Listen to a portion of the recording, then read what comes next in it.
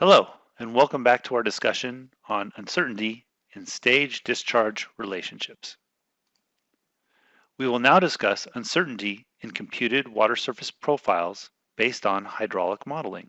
River hydraulic modeling using sensitivity analysis and professional judgment is performed by hydraulic engineers to evaluate data from gauged ratings, perform a model calibration validation to a range of flow events, perform a sensitivity analysis of key parameters, and then analyze study alternatives and model sensitivity to those models.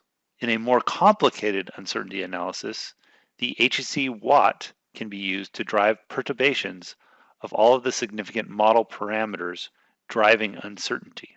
Let's talk about the hydraulic modeling aspects.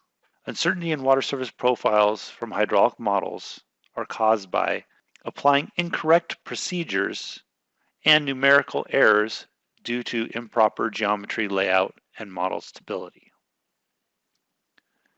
Typically, hydraulic modelers are trained to identify the appropriate modeling method to use and develop sound models, so we do not have to concern ourselves with the uncertainty due to incorrect procedures and model numerical errors. However, there is uncertainty in data collection and parameter estimation, and these are the main factors that drive model uncertainty. These factors include geometry measurement, so the shape of our cross sections, and terrain. Other parameters such as Manning's end values, cross-section properties such as ineffective flow areas, blocked obstructions, and levees, and hydraulic structure coefficients such as weir coefficients, gate coefficients, and culverts drive model uncertainty in our hydraulic models. Let's talk about terrain uncertainty first. Here's a table of errors associated with terrain models at various accuracies. Here you can see data that was derived for aerial surveys at a 2-foot contour interval typically have elevations that are plus or minus about a half a foot with a standard deviation of 0.3 of a foot. HEC sought to take these data to develop regression equations to describe the uncertainty in computed water surface elevations based on the accuracy of the terrain. So Gary Bruner at HEC used this data for Monte Carlo analysis to perturbate 1D hydraulic model cross-section elevations, assuming a survey accuracy based on the table, whether it be field surveys, aerial surveys, or topographic maps, to run thousands of events and see how the water surface elevation's accuracy was affected. Based on this analysis, he is able to apply an understanding of uncertainty based on terrain. Several regression equations were developed. The first was using traditional field survey methods, which are typically of the highest order of accuracy. He determined that the standard deviation of error for those perturbations would be 0.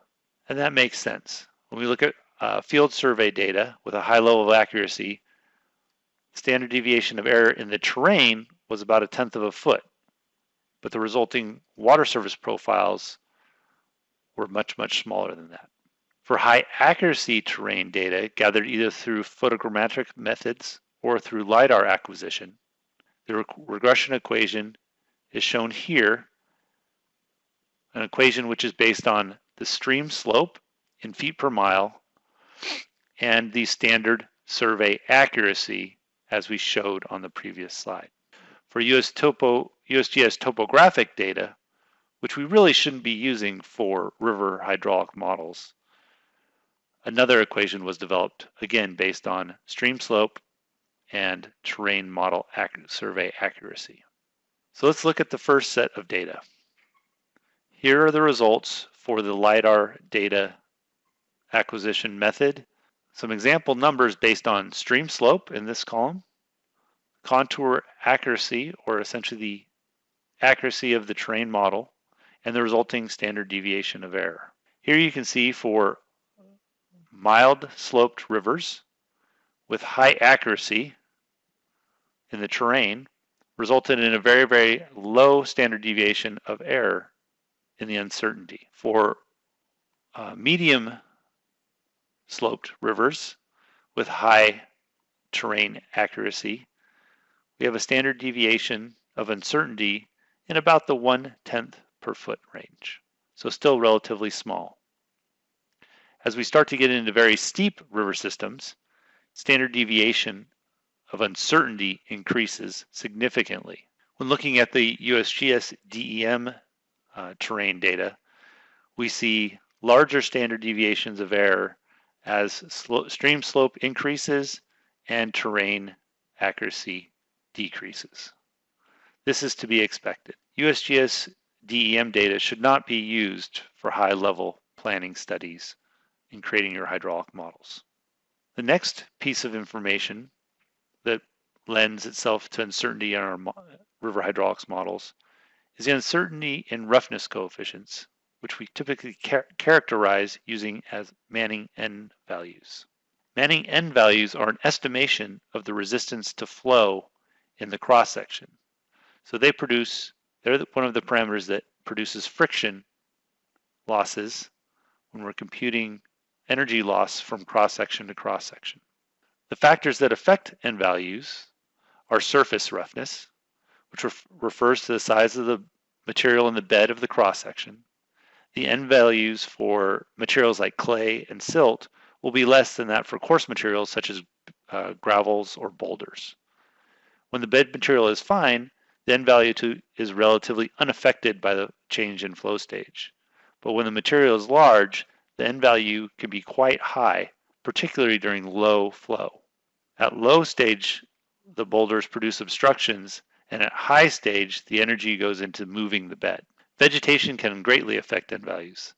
This may lead to seasonal N values, where N values are small during the winter when branches are barren, to very high during spring leaf out. Values may vary based on depth, on branching patterns, and plant flexibility. Channel irregularity and alignment affects N values as well.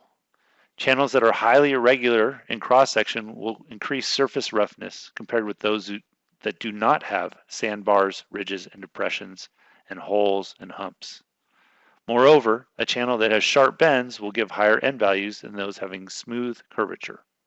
The presence of obstructions such as debris, ice, bridge piers, and other obstructions will increase N values, as will scour and deposition. Silting may take a rough, irregular channel and make it smooth, while scour may create a more irregular channel, thereby affecting surface roughness. Further, energy may be lost during scour, which would in effect be increasing the N value. The depth of water also can have a great effect on N values. Depths of water with relatively low depth can have very high N values compared with channels seeing very high depths. So how do we estimate Manning's N values? There are many sources for estimating them. The best method is to have an experienced hydraulic engineer making observations in the field. But as the saying goes, it takes experience to get experience. If an engineer is stuck in the office and has pictures, you can compare them to published documents, or you can rely on formulas which create a composite N value based on the characteristics that we discussed in the previous slide.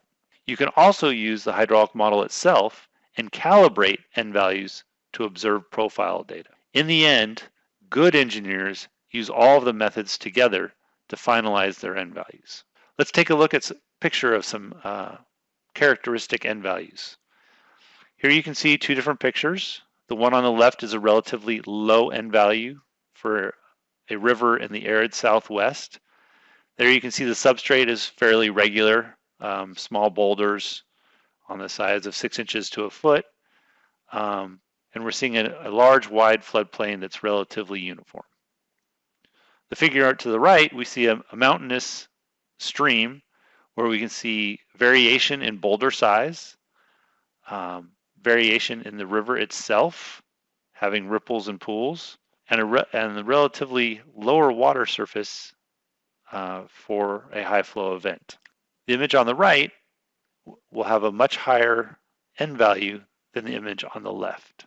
If we look at the next set of pictures, we see an even more mountainous stream with steeper slopes, with increasing N value due to more turbulence caused by larger boulders, brush in the overbanks, trees, more complicated river system for sure. And then on the right, we have an even higher N value for an area taken in the southeastern United States, where we have very dense timber. Obviously, this picture is taken in the wintertime with leaf-off conditions, but during leaf-on conditions, you can imagine that water getting through this forest, the swampy forest, would be more difficult. So this leads us to the discussion of, well, how uncertain are we as engineers in Manning's N value? Well, research was conducted at HEC during HEC training classes, where hydraulic engineers were provided pictures of various rivers and asked to estimate what the N value would be for those river systems. As you can see, there's a great amount of variability in the answers that were provided. However, there is one trend in the uncertainty that is fairly clear. For rivers with relatively low N values, you see that the variability in the responses was very tight. So we had a lower uncertainty in what the Manning's N value could be. Here the mean response was an N value of 0.02. As the N values increased, you start to see the uncertainty in the responses, or the variability in the responses, increase. Here we have an N value of 0.03, N value of 0.37 as the mean response, an N value of 0.43, and then a value of 0.52. So for the 0.52 mean response, you can see the standard deviation, the values of 0.02 is much higher than that of 0.005 for the low end. So what does this tell us? It tells us that engineers feel comfortable with areas with low N values and can arrive at approximately the same result. As N values or surface roughness increases in our rivers, the variability in the responses we got was much, much higher. The uncertainty is much wider. As engineers have less experience with rivers with high N values and more experience with rivers having lower N values. Why is this? Well, rivers that tend to be flatter, more urban areas are rivers that tend to be studied more frequently than rivers in more rural areas in steeper locations where we don't have as much urbanization. Other items where we might have uncertainty are when we model different structures, bridges, culverts, inline structures that are used to model dams and weirs, lateral structures that are used to model levees and diversions, and then of course boundary conditions. What is the downstream water surface that we should be using to model our flow event? Additional uncertainty comes in when we start to look at mud and debris flow, blockages at bridges and culverts, if we have ice that causes flooding often, buildings out in the floodplain, and of course alluvial streams where we have a bed that is changing and reforming frequently and changing N values. Those are additional pieces of uncertainty that are difficult to ascertain. The influence of backwater can also greatly affect uncertainty in our modeling. Generally, we have uncertainty in the stage-discharge relationship, and the effect of constrictions and hydraulic structures can add even more uncertainty. In very flat river systems, the effect of backwater on the stage-discharge curve can be even more pronounced. We saw an example of this where the rating curve was looped in the gauged rating analysis, where for one particular stage, we could have much, much more flow based on downstream conditions. If indeed the influence of backwater, tremendous uncertainty to the stage-discharge relationship, then we may need to develop a stage frequency relationship. Instead, if we need to do this, consider using the HC watt for this type of analysis. Once we have developed our river hydraulics model, we then need to perform sensitivity analysis and use professional judgment in identifying how much uncertainty we have in our river hydraulics model. In our river hydraulics model, we should calibrate the model to the full extent possible using all observed data. We should also validate our model to verify that the calibration to significant events is appropriate. Once a hydraulic model is calibrated, the hydraulic engineer should perform sensitivity analysis to estimate the profile bounds. The sensitivity analysis is performed for the full range of events in order to capture the uncertainty for the entire rating curve. For a given flow, the calibrated profile is considered the engineer's best estimate of the water surface. High water marks and local system knowledge are used as sample data and lend confidence in the resultant water surface profiles. Once we have this best estimate water surface, or mean water surface, we can then vary Manning's N values and other key parameters that we discussed previously and scale them up and down based on engineering judgment to envelop the uncertainty. When estimating the range of values for Manning's N values, the engineer should remember that they're trying to estimate the range that represents 95% confidence in the Manning's N values. This same principle is applied to all the other key parameters that will affect the results of the hydraulic model. Once we've developed the bounds about our mean profile, we can say we're enveloping it with 95% confidence. Therefore, we can take the difference in the upper and the lower bound and compute the standard deviation for the model. For a normal distribution, the standard deviation is taken as the maximum stage minus the minimum stage divided by 4. Now let's talk about combining uncertainty. We talked about uncertainties in terrain already. We talked about hydraulic modeling uncertainty, but those only cover a couple different types of uncertainty in developing the total uncertainty for the modeling effort. Here you can see an equation where total uncertainty is equal to the square root of the square of the uncertainty in the terrain, squared uncertainty of the hydraulic model, and then other, or natural, as it's characterized here, natural uncertainty. Natural variability may include water surface error due to changes in bed forms, temperature, unsteady flow effects, hydraulic roughness changes due to seasonal variations, changes in channel shape during the flow event, and other factors that were not specifically addressed in our fixed bed modeling discussed earlier. If you want to include additional uncertainty, such as variability to bed movement, you would do that by adding it on to the terrain and model uncertainty. Dr. Gibson will be giving a discussion on uncertainty in sediment transport modeling in a following presentation. In our next presentation, we'll cover how to input uncertainty into HEC FDA.